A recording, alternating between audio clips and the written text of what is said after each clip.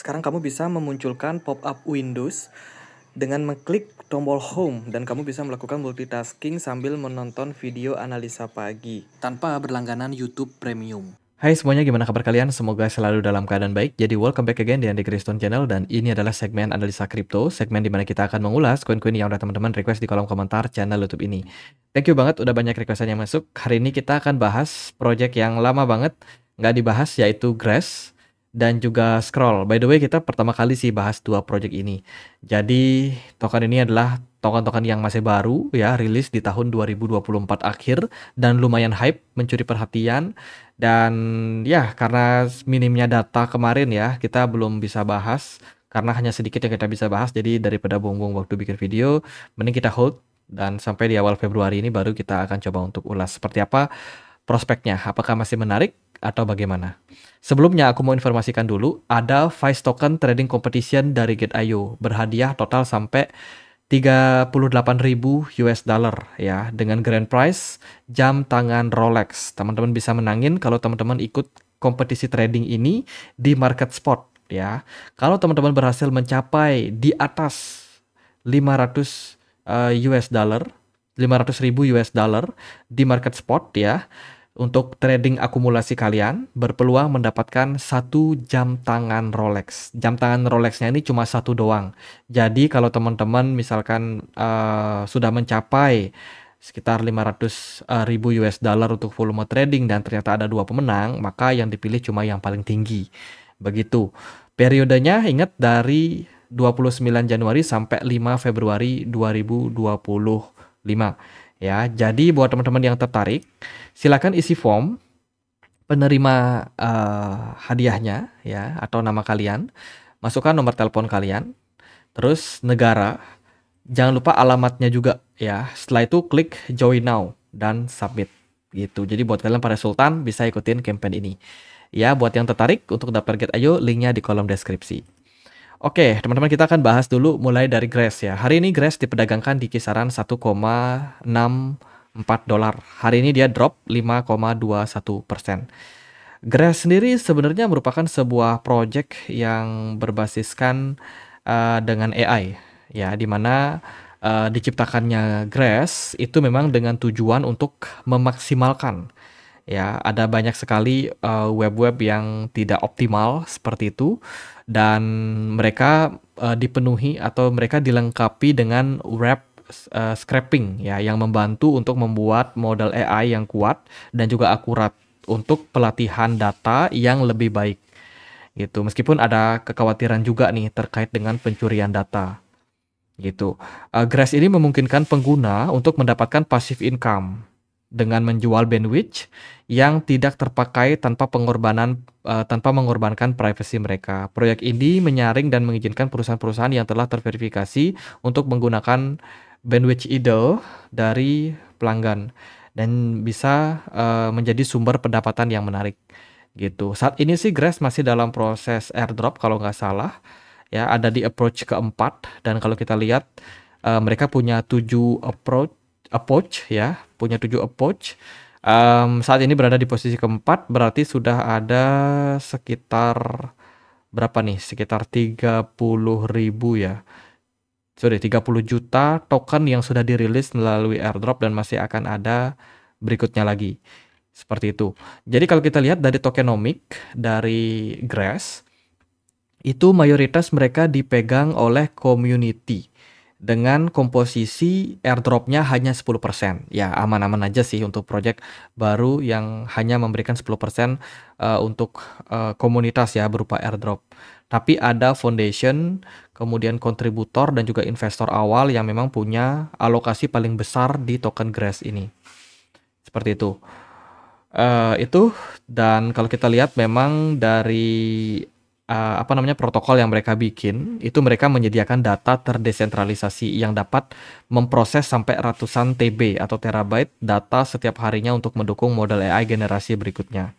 Jadi memang tujuan dari The Grass dibikin ini adalah untuk pengembangan AI gitu. Mereka mengumpulkan banyak data ya kan, digabungkan data-data tersebut dan mereka juga sudah banyak berkolaborasi dengan perusahaan-perusahaan lain seperti Lion, lalu ada juga OntoCourt.ai Ya, ini adalah salah satu kerjasama yang mereka lakukan guna untuk membuat project AI mereka ini bisa lebih cepat terrealisasikan ke depannya, gitu. Kalau kita lihat dari tujuan awal dibentuknya Grace, ini mereka punya roadmap untuk kuartal pertama 2025 ini. Ya, salah satunya adalah untuk meningkatkan pengguna, ya, menjadi 3 juta pengguna. Saat ini sih total penggunanya itu adalah di 0,2 juta saja, masih sangat-sangat sedikit, teman-teman.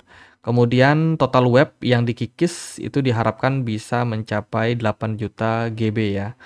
Terus kemampuan untuk mengkikisnya diprediksi akan meningkat sampai 1000 kali di tahun ini ya, dan juga mereka ada distribusi lebih dari 2,2 juta pengguna dalam sebuah airdrop. Jadi bagi-bagi airdrop masih menjadi prioritas untuk The Grass di awal tahun 2025 ini. Kalau kita perhatikan dia dari Solana Scan ya, Solscan, kita bisa melihat di bagian holder, mayoritas token ini memang masih dipegang oleh developer mereka dan juga investor-investor awal. Ini kepemilikan 7%, 7%, 7%, 7%, sisanya masih belum banyak terdistribusi. Karena kalau kita lihat memang dari total supply The Grass itu ada di 1 miliar token. Sementara yang beredar itu masih 243 juta saja. Jadi masih bisa nambah lagi nih jumlah token yang beredar ke depannya. Dilihat dari marketnya, dia sudah bisa diperdagangkan di Bybit, Bitget, kemudian Kraken, KuCoin, Maxi, dan kawan-kawan. Lalu bagaimana untuk price action dari Grass? Kita melihat pergerakan dari Grass ini sudah menyelesaikan fase konsolidasi, dan berita buruknya adalah dia drop dari level 2 dolar, level yang sangat penting sebagai level support yang beberapa kali memang bikin harga Grass mantul di level tersebut ya, di level 2 dolar ini. 1 kali, 2 kali, 3 kali mantul terus teman-teman, dan sekarang di tanggal 21 Januari kemarin pergerakan Grass akhirnya breakdown ya. Pergerakannya cenderung didominasi oleh seller, volume smart money-nya kosong, kemudian juga dari volume perdagangan nggak terlalu tinggi juga. Kalau kita melihat secara teknikal, sebenarnya ada opportunity sih untuk Grass menuju area 1,5 dolar ya, disertai juga dengan potensi, ini garis bawahi ya, potensi belum tentu terjadi, yaitu bullish divergence. Ketika pergerakan sudah turun disertai dengan uh, indikator yang mengalami peningkatan, ini cenderung mengarah kepada bullish divergence. Semoga Grass bisa mantul di area 1,5 sehingga bisa menjadi tanda awal buat recover ya, retrace secara jangka pendek dengan target ke 2 dolar untuk Grass gitu. Saya rasa sih melihat dari pergerakan kali ini ada peluang untuk dia mantul. Jadi buat teman-teman yang mungkin sudah sempat punya nyangkut, ya kan, coba untuk lihat opportunity yang baru ini. Siapa tahu teman-teman bisa dapetin cuan di sana. Kalau kita perhatikan di time frame daily, pergerakannya belum ada indikasi pembalikan arah. Smart money-nya udah jauh turun sejak awal Januari ini sampai sekarang. Gitu. Mungkin teman-teman ada yang masih garap airdrop Grass, ya, yang udah garap sih kongret aja, tapi yang beli tokennya itu mungkin harus gigit jari ya, karena tokennya masih dalam periode peningkatan supply dengan membagi airdrop mereka. Prioritas mereka di Q1 2025 adalah sharing airdrop, jadi akan ada potensi untuk pricing harga yang lebih dalam. Itu. Next kita akan bahas untuk scroll atau SCR ya. Jadi hari ini diperdagangkan di kisaran level Rp11.000, di mana maksimum supply ada di 1 billion atau 1 miliar, sementara yang beredar baru 190 juta token saja. Masih 19% yang beredar, masih bisa banyak di-create lagi ke market. Ya, jadi project dari Scroll ini merupakan sebuah project pengembangan layer kedua. Ya, kita tahu layer kedua di Ethereum itu udah banyak banget ya. Scroll ini cukup cukup common lah menurut saya untuk solusi yang dia tawarkan. Dia menggunakan teknologi ZK Rollup, mengatasi masalah seperti kecepatan transaksi, biaya transaksi yang mahal, dan juga keamanan. Hal-hal yang juga dilakukan oleh proyek-proyek lain kayak Polygon, Arbitrum, Optimism, dan juga proyek-proyek layer kedua Ethereum yang lain. Jadi sangat-sangat umum, sangat-sangat common gitu. Jadi menurut saya nggak ada sesuatu pembaruan yang signifikan banget yang dikeluarkan oleh Scroll. Mereka pendiri timnya cukup cukup transparan ya. Ada Sandy Peng, kemudian Hai Chen Seng, lalu ada Jenny Spi Fei, dan juga Ye Zhang. Teman-teman, ini adalah founder-foundernya, cukup transparan.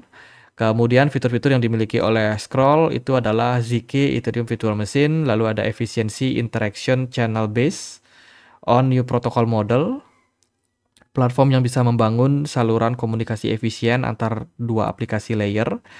Ya, terus juga ada layer kedua mining model, di mana memberikan intensif kepada para miners untuk membuat zero knowledge proof bagi proyek tersebut dan juga mengatasi masalah di miner extractable value. Lalu ada Ethereum Virtual Machine yang sudah kompatibel dengan banyak platform di jaringan dari Ethereum dan juga keamanan. Itu. Kalau kita lihat sih Scroll ini secara distribusi di tokenomiknya itu cukup merata. Ya, investor pegang 17%, kemudian ada Scroll kontributor dan juga Scroll Foundation total 33%. Kemudian untuk ekosistem growth, ini termasuk pengembangan ekosistem, listing ke beberapa exchange, itu jatahnya sekitar 35%, dan buat airdrop adalah 15% totalnya. Terdiri dari 7% airdrop awal dan juga airdrop kedepannya 8%. Gitu, jadi cukup, ya bisa dibilang cukup merata. Nah, ada beberapa berita yang negatif dari Scroll, teman-teman. Layer kedua Scroll luncurkan token SCR, Komunitas Kritik Distribusi Token. Ya, kabarnya sih komunitas yang kritik ini karena dia ada pembagian 2 periode pembagian airdrop. Ada periode pertama 7% dan 8%. Dan ini dikritik lah sama komunitasnya. Ya, dan ya kenapa nggak bagikan semuanya aja? Karena kalau kita lihat dari alokasi yang dibagikan, ternyata oke, ini alokasi yang dibagikan pertama kali buat airdrop itu 7%. Oke, sesuai dengan yang ini.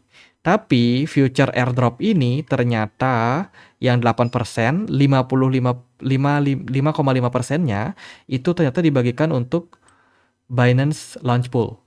Ya, yang mana ini sama aja kayak mereka ngasih jatah ke Binance dengan prioritas 5,5%. Sangat besar, teman-teman, untuk para komunitas. Seperti itu. Jadi, komunitasnya kecewa, bisa dibilang kayak gitu. Kenapa sih katanya rencananya decentralized? Tapi kenapa ini Binance itu dapat alokasi yang cukup besar di launch pool-nya. Dan itu bikin ya kecewa dari para komunitas penggarap airdrop, termasuk juga orang-orang yang invest di awal ya di Scroll ini ya, sehingga memberikan tekanan harga, teman-teman. Kalau kita lihat sih dari proyeknya sebenarnya layer kedua itu mirip-mirip aja ya. Seperti layer kedua yang lain kayak Ethereum, seperti Optimism, kemudian Arbitrum, lalu juga Matic, dan juga beberapa proyek-proyek layer kedua yang lain. Ya rata-rata mirip-mirip aja. Untuk holdernya dari Scroll Scan kita bisa cek ya. Paling banyak sih dipegang itu oleh satu wallet sama dengan kepemilikan sekitar 22,9%. Terus 18% pemilik nomor 2, nomor 3 17%, sisanya baru terdistribusi dengan jumlah yang cukup besar. Itu. Dan Scroll ini by the way masih sedikit yang rilis ke market. Baru 19%. Dan ya kalau sedikit yang dirilis artinya masih ada kemungkinan token-token lain yang bakalan dibagikan ke depannya. Itu akan mendukung yang namanya inflasi. Nah, kalau kita bicara secara price action, sebenarnya Scroll ini udah mulai mantul ya. Dia punya peluang sih sebenarnya untuk turun sampai level 0,56.